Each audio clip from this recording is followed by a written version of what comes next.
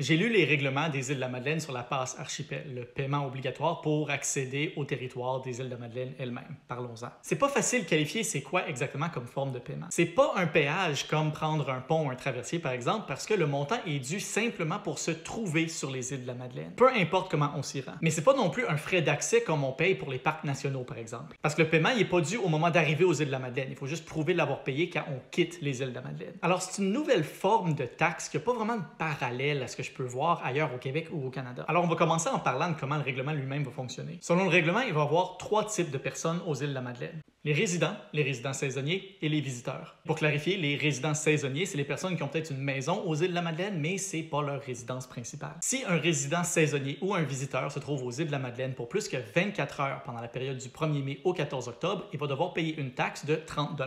Mais c'est juste quand il quitte les îles qu'il va devoir prouver qu'il a payé la taxe. Maintenant, il y a 2 façons de payer la taxe et de prouver que la taxe a été payée. Elle peut être payée à un agent des îles de la Madeleine ou par une application téléphonique. La façon que le règlement est conçu, clairement, l'intention, c'est que la plupart des gens vont payer par l'application. Une fois que la taxe est payée, ils vont recevoir une preuve de paiement qui prend la forme d'un code QR.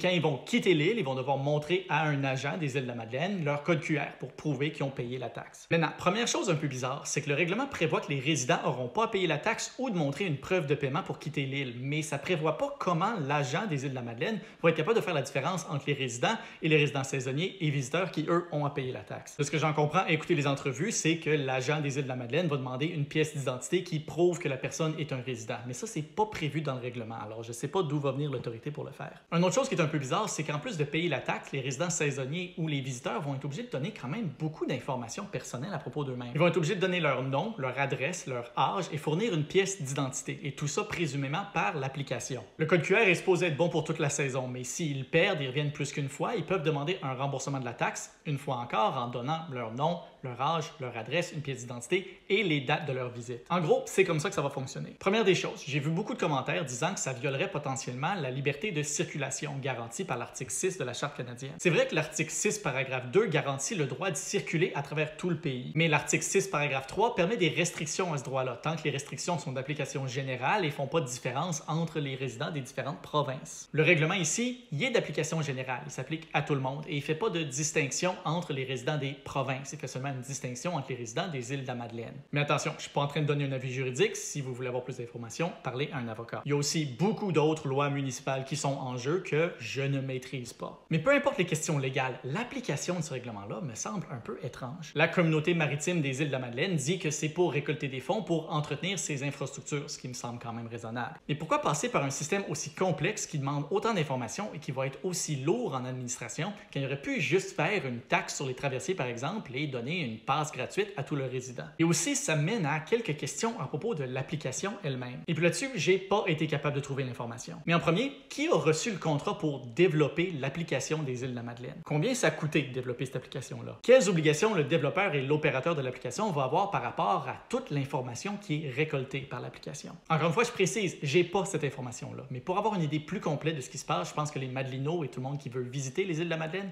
devraient les demander. On n'a sûrement pas fini d'en parler, alors gardons un œil là-dessus.